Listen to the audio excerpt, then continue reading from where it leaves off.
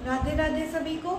Last video में हमने interface के बारे में पढ़ा था जो कि 95% ऑफ द सेल साइकिल को कंज्यूम करता है। इस वीडियो में हम एम फेज यानी कि माइटोसिस के बारे में पढ़ेंगे। तो सबसे पहले हम जानते हैं कि माइटोसिस क्या होता है। माइटोसिस हमारा एक ऐसा सेल डिवीजन होता है जिसमें कि पेरेंट सेल हमारे दो डॉटर सेल्स में स्प्लिट करता है एंड क्रोमोसोम का जो नंबर होता है वो हमारे parent as well as daughter दोनों में सेम होता है, जिस वजह से इसे हम इक्वेशनल डिवीजन भी कहते हैं। फॉर एग्जाम्पल, अगर हमारा पेरेंट सेल है ये 46 नंबर ऑफ क्रोमोसोम्स को कंटेन कर रहा है, so when it will split into two daughter cells by mitosis, the daughter cells will also contain 46 number of chromosome. Chromosome के नंबर में कोई भी चेंज नहीं आता है, सो इसलिए इसे हम इक्वेशनल डिवीजन कहते हैं।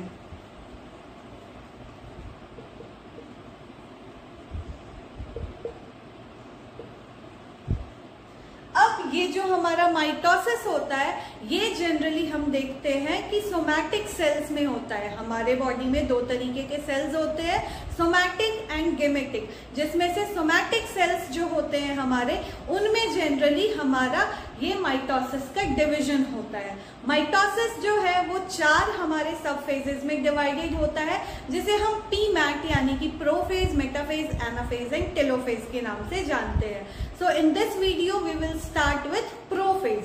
प्रोफेज हमारा सबसे पहला सब फेज है माइटोसिस का, और इस फेज में क्या होता है कि हमारा जो क्रोमोसोम होता है बेसिकली वो पहले से सेल में किस फॉर्म में होता है, क्रोमैटिन मटेरियल के फॉर्म में होता है। सबसे पहला हमारा प्रोफेज। तो हमारा क्रोमोसोम जो होता है वो सेल के न्यूक्लियस की जब हम बात करते हैं तो इसमें क्रोमैटिन मटेरियल की फॉर्म में होता है इनिशियली, ठीक है। ये हमारे एस फेज में डुप्लीकेट कर चुका होता है, इसलिए प्रोफेज में जब ये एंटर करता है तो हमारा क्रोमोसोम्स जो होता है ये धीरे धीरे कंडेंस करना शुरू करता है। कंडेंस यानी कि रॉड शेप लेना शुरू करेगा। तो प्रोफेज में हमारा सबसे पहला जो इवेंट होगा वो होगा कंडेंसेशन ऑफ क्रोमोसोम, ठीक है। कंडेंसेशन ऑफ क्रोमोसोम, या फिर to be proper chromatin material बोल देते हैं, chromatin material. Condensation of chromatin material के बाद क्या होगा कि हमारे जितने भी यहाँ पे न्यूक्लियर एनवेलप एंड जो भी हमारे सेल ऑर्गेनल्स है वो धीरे धीरे डिसअपियर होना शुरू हो जाते हैं, ठीक है। सो यहाँ पे nuclear envelope डिसइंटीग्रेट्स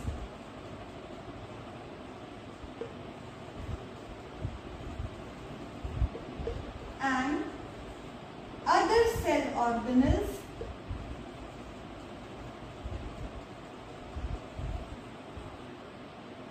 start to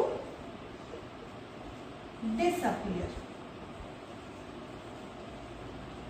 prophase में जब हम डायग्रामेटिकली देखते हैं तो इसमें अर्ली एंड लेट प्रोफेज, आपके बुक में 2 डायग्राम्स गिवन है। So this is early prophase. Late prophase में क्या होता है कि जो हमारा न्यूक्लियर एनवेलप है ये धीरे धीरे डिसइंटीग्रेट होना शुरू होता है, ठीक है। और हमारा ये जो क्रोमैटिन मटेरियल है ये धीरे धीरे हमारा कंडेंस होना शुरू करता है, यानी कि अभी तक जो ये उलझे हुए धागे की फॉर्म में प्रेजेंट था, अब ये धीरे धीरे रॉड शेप लेना शुरू करता है इस तरह से, ठीक है। तो ये हुआ हमारा अर्ली प्रोफेज के बाद आने वाला phase, that is late prophase. और इसी प्रोफेज के टाइम पे क्या होता है कि जो हमारे सेंट्रोसोम्स होते हैं ये दोनों ऑपोजिट पोल्स पे मूव करना शुरू करते हैं एंड ऑपोजिट पोल्स पे जा करके ये स्पिंडल फाइबर्स को रिलीज करना शुरू करते हैं। ठीक है, तो ये जो स्पिंडल फाइबर्स रिलीज करने का काम होगा ये हमारे नेक्स्ट फेज में यानी कि मेटाफेज में करेंगे। और ये अभी सिंपली क्या है कि अर्ली प्रोफेज में हमारा मूवमेंट शुरू करते हैं ऑपोजिट पोल्स पे जाने के लिए एंड लेट प्रोफेज तक। By the end of late prophase they reach to the poles. ठीक है, एंड यहाँ पे जाकर के ये एस्टर्स का फॉर्मेशन करते हैं, दैट मीन्स माइक्रोट्यूब्यूल्स को रिलीज करते हैं। इसके बाद हमारा नेक्स्ट फेज आता है जो कि मेटा होता है कि ये जो सेंट्रोसोम्स ऑपोजिट पोल्स पे मूव करना शुरू किए थे प्रोफेज के केस में, वो ऑपोजिट पोल्स पे पहुंच जाते हैं। ठीक है, और ऑपोजिट पोल्स पे पहुंचने के बाद वो क्या करते हैं, वो धीरे धीरे माइक्रोट्यूब्यूल्स को रिलीज करना शुरू करते हैं and centrosomes along with microtubules जो होते हैं वो एक कॉम्प्लेक्स स्ट्रक्चर को फॉर्म करते हैं जिनको हम एस्टर्स बोलते हैं। ठीक है, तो मेटाफेज में क्या हो रहा है कि हमारे यहाँ पे सेंट्रोसोम्स जो है वो पहुंच गए हैं पोल्स पे और ये अब धीरे धीरे क्या कर रहे हैं, ये अब धीरे धीरे स्पिंडल फाइबर्स बोल लीजिए या फिर माइक्रोट्यूब्यूल्स बोल लीजिए, उनको ये रिलीज करते हैं इस तरह से। ठीक है, और ये जो कॉम्प्लेक्स हमारा बनता है इसको हम कहते हैं क्या, एस्टर। अभी यहाँ पे क्या हुआ है कि धीरे धीरे न्यूक्लियर एनवेलप जो था हमारा ये भी डिसॉल्व कर चुका है। कौन से फेज में, ये हमारे लेट प्रोफेज में ही डिसॉल्व कर चुका था। ठीक है, तो हम इसको इस तरह से शो करेंगे। ठीक है, अब यहाँ पर मेटाफेज लेट मेटाफेज में, ये अर्ली मेटाफेज है। ठीक है, कि जो हमारे सेंट्रोसोम्स है वो ऑपोजिट पोल्स पे पहुंच चुके हैं और उन्होंने माइक्रोट्यूब्यूल्स को रिलीज करके एस्टर्स बनाए। ठीक है, अब यहाँ पर क्या होगा, यहाँ पर हमारा क्रोमोसोम्स जो है वो अब धीरे धीरे एक सिंगल लाइन में एक प्लेट के फॉर्म में अरेंज हो जाएंगे और इनको हम कहते हैं क्या, इनको हम कहते हैं मेटाफेज प्लेट के अक्रॉस अलाइन होना। ठीक है, तो ये जो हमारे क्रोमोसोम्स हैं ये मेटाफेज प्लेट के अक्रॉस अलाइन हो जाएंगे इस तरह से। ठीक है, सेम टाइम पे क्या होगा, ये जो स्पिंडल फाइबर्स रिलीज कर रहे हैं हमारे सेंट्रोसोम्स, ये आकर के हमारे अटैच कर जाएंगे किनके साथ में, काइनेटोकोर्स के साथ में। हमारा जो सेंट्रोमियर होता है इसके साइड में डिस्क शेप्ड स्ट्रक्चर्स होते हैं और उन डिस्क शेप्ड स्ट्रक्चर्स को हम कहते हैं काइनेटोकोर। तो ये इस तरह से ये जो डिस्क शेप्ड स्ट्रक्चर्स है उससे हमारे स्पिंडल फाइबर्स अरेंज हो, यहाँ पे अटैच हो जाएंगे। ठीक है, सो दीज आर काइनेटोकोर्स। तो यहाँ पे इवेंट्स क्या क्या हुए हम वो नोट डाउन कर लेते हैं। सेंट्रोसोम्स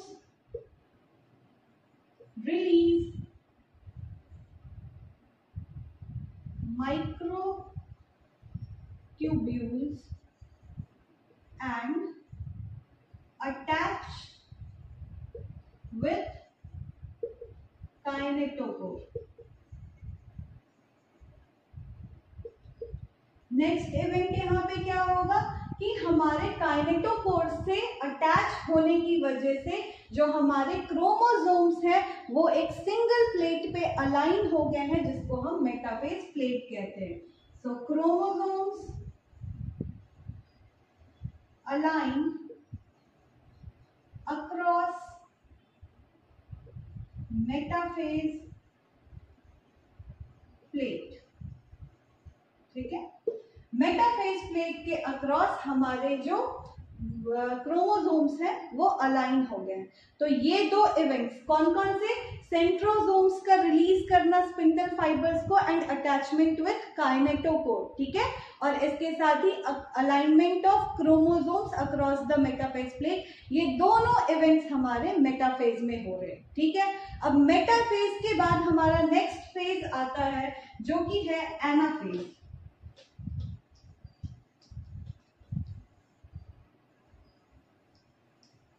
मेटाफेज प्लेट एक ऐसा स्टेज है जिसमें कि हमारे क्रोमोसोम्स की स्टडी अगर किसी को करनी होती है तो वो सबसे ज्यादा क्लियर तरीके से कर सकता है, यानी कि बोला जा सकता है कि बहुत ही अच्छे तरीके से विजिबिलिटी जो होती है क्रोमोसोम्स की वो मेटाफेज प्लेट में होती है। तो ये क्वेश्चन काफी बार आपसे एग्जाम्स में पूछ लिया जाता है कि कौन से फेज में क्रोमोसोम्स की विजिबिलिटी सबसे प्रोमिनेंट या प्रॉपर होती है। So that is metaphase. ठीक है, थर्ड जो फेज है हमारा ये है anaphase.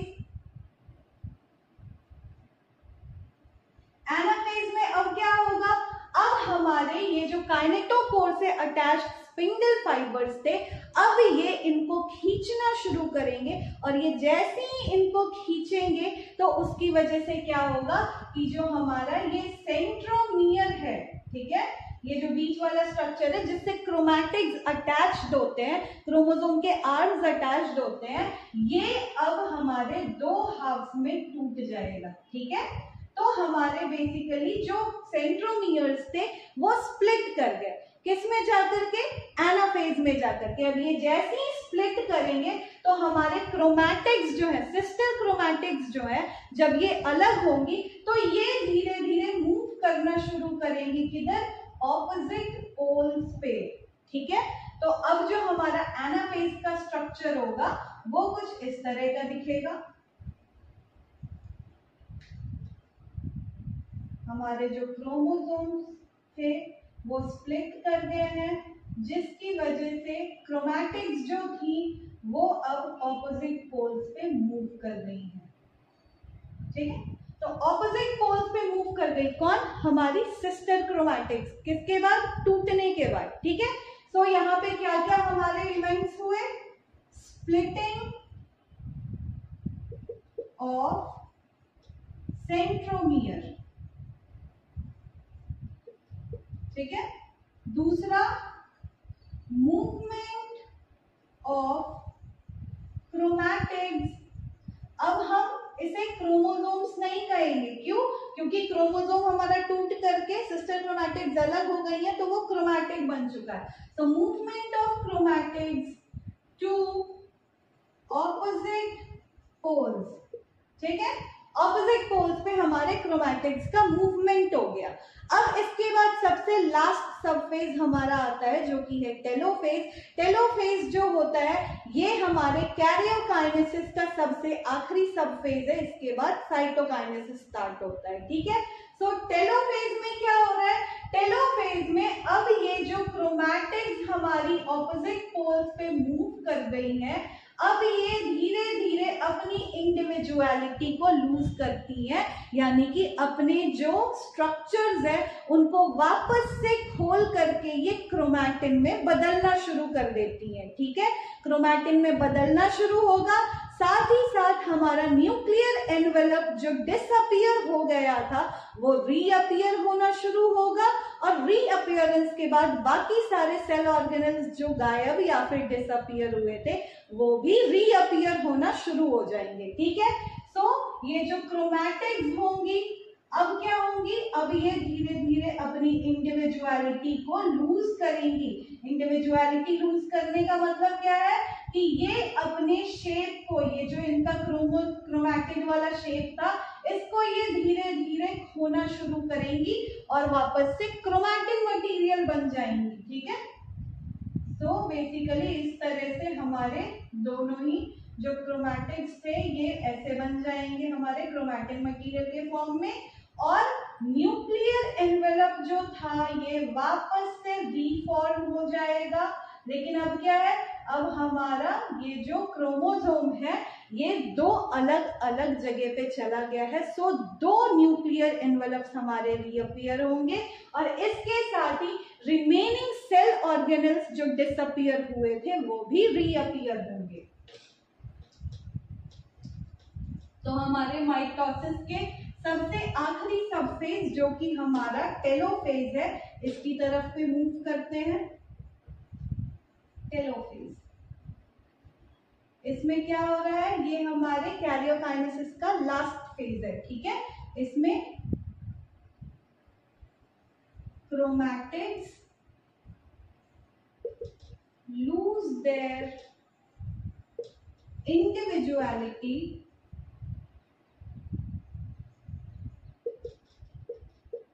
and become chromatin material। ठीक है, साथ ही साथ nuclear envelope reappears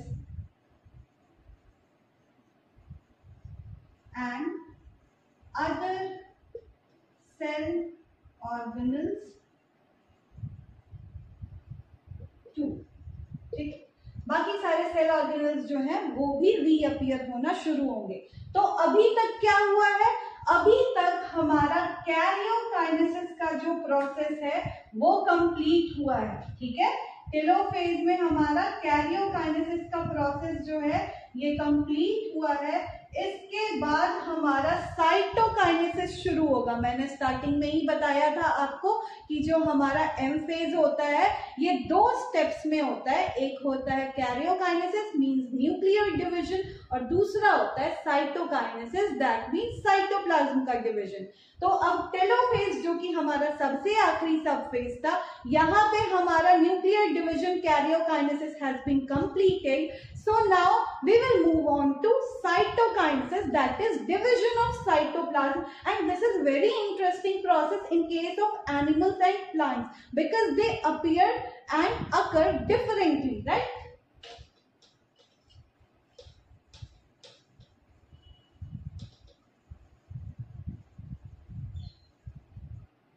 So next process जो है ये है हमारा cytokinesis का।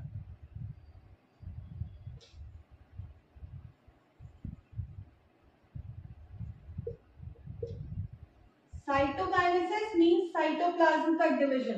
तो साइटोप्लाज्म का जो डिवीजन होता है ना ये हमारे प्लांट्स एंड एनिमल्स दोनों के केसेस में अलग अलग होता है। ठीक है, प्लांट्स के केस की अगर बात करते हैं तो प्लांट्स के केस में सेल प्लेट, ठीक है, यानी कि ये जो हमारा सेल वॉल होता है जो हमारे सेल को 2 पार्ट में अलग अलग में बांटेगा, तो सेल प्लेट का फॉर्मेशन यहाँ सेंटर से शुरू होता है। ठीक है, प्लांट्स के केस में याद रखिएगा, इन केस ऑफ प्लांट्स, ठीक है, प्लांट्स के केस में सेल प्लेट जो है वो सेंटर से बनना, मिडल से बनना शुरू होता है एंड ये धीरे धीरे बनते बनते साइड की तरफ यानी कि पेरीफेरी की तरफ जाता है और अल्टीमेटली सेल जो होता है इसको 2 पार्ट्स में डिवाइड कर देता है।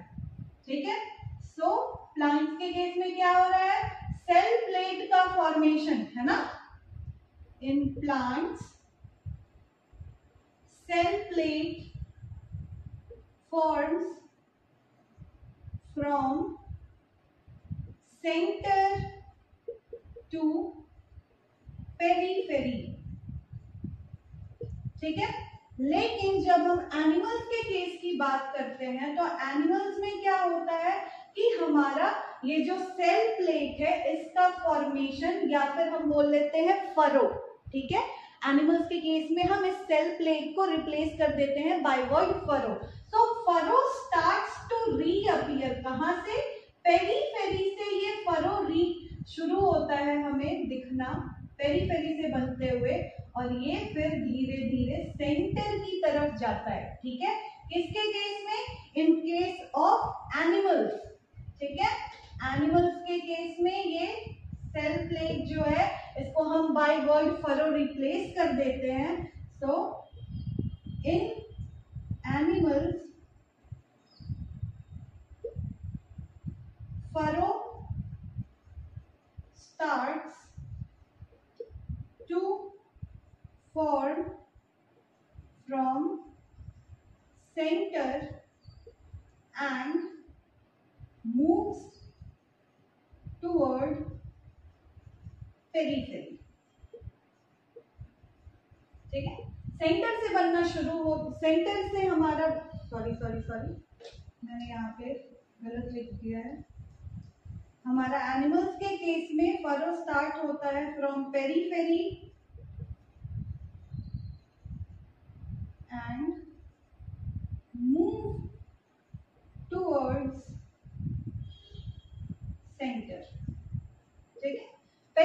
से शुरू होके सेंटर की तरफ जाता है।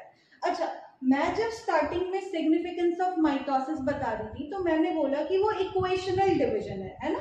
इक्वेशनल डिवीजन यानी कि पेरेंट अगर डिप्लॉयड है तो ये जो दो नए सेल्स को बनाएगा ये भी हमारे डिप्लॉयड ही होंगे। इसका सिंपल सा मतलब ये है।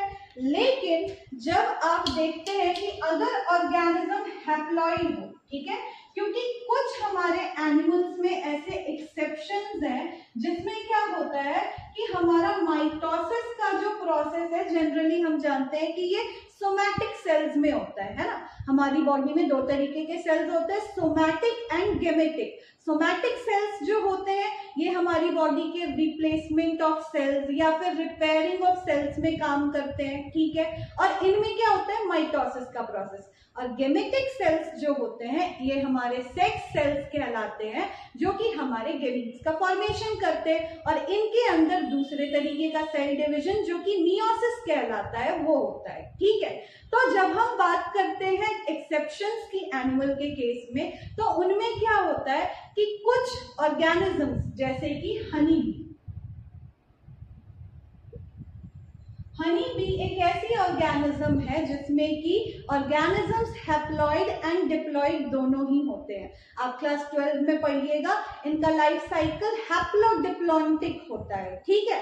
तो इसमें मेल्स जो होते हैं यानी कि जो मेल हनीबीज जिनको ड्रोन्स कहा जाता है वो बेसिकली हमारे हैप्लॉइड होते हैं एंड फीमेल्स जो होती हैं वो डिप्लॉइड होती हैं, ठीक है। सो इसलिए इनको हम हैप्लोडिप्लॉन्टिक लाइफ साइकिल में काउंट करते हैं। तो ये हमारा एक एक्सेप्शन है कि ड्रोन बीज जो होते हैं अगर ये हैप्लॉइड हैं तो इनके अंदर क्या होना चाहिए, इनके अंदर माइटोसिस जब होगा और ये दो अलग अलग सेल्स का फॉर्मेशन करेंगे तो ये कैसे सेल्स होंगे, हैप्लॉइड का हाफ क्वार्टर नहीं हो जाएगा, 1/4 नहीं होगा, बल्कि क्योंकि ये माइटोसिस है इसमें क्रोमोसोम का नंबर जो होता है वो रिस्टोर होता है, इस वजह से हैप्लॉइड हमारा पेरेंट भी होगा और हैप्लॉइड हमारे जो ऑफस्प्रिंग्स आएंगे वो भी होंगे, ठीक है।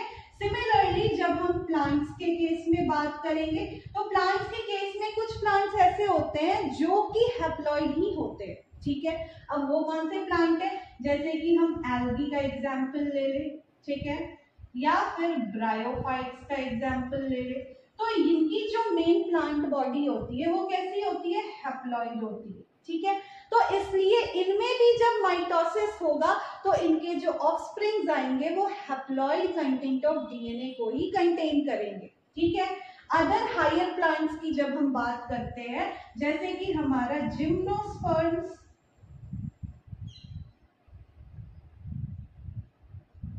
टेरिडोफाइट्स एंड एंजियोस्पर्म्स,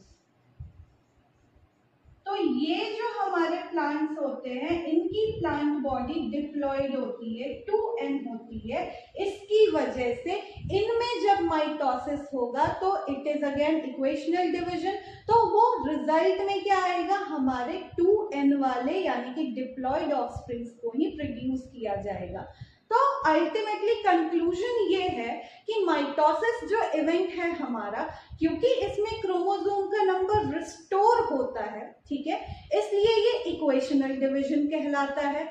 साथ ही हमारे जितने पेरेंट में हमारे क्रोमोसोम्स होंगे उतने ही ऑफस्प्रिंग में आएंगे। ये बॉडी के जनरली सोमैटिक सेल्स में होता है, गेमेटिक सेल्स में मियोसिस का प्रोसेस होता है। सोमैटिक सेल्स हमारे कहाँ पे काम करते हैं, जहाँ पे रिपेयरिंग की बात हो, जहाँ पे हमारे रिप्लेसमेंट की बात हो। मान लीजिए हमारे स्किन के सेल्स है जो कि कंटिन्यूसली रिप्लेस होते रहते हैं, तो इसमें जितने भी हमारे सेल्स होते हैं वो सारे के सारे माइटोसिस करते हैं। तो इसके साथ ही हमारा माइटोसिस का टॉपिक यहाँ पे एंड करता है। अगर आपको कोई डाउट हो तो you can write in the comment section. आप अगर किसी पर्टिकुलर टॉपिक पे चाहते हैं वीडियो बनवाना तो आप वो भी मैसेज कर सकते हैं। Till then keep watching, do like, share and subscribe to Shweta's Bioverse. Thank you.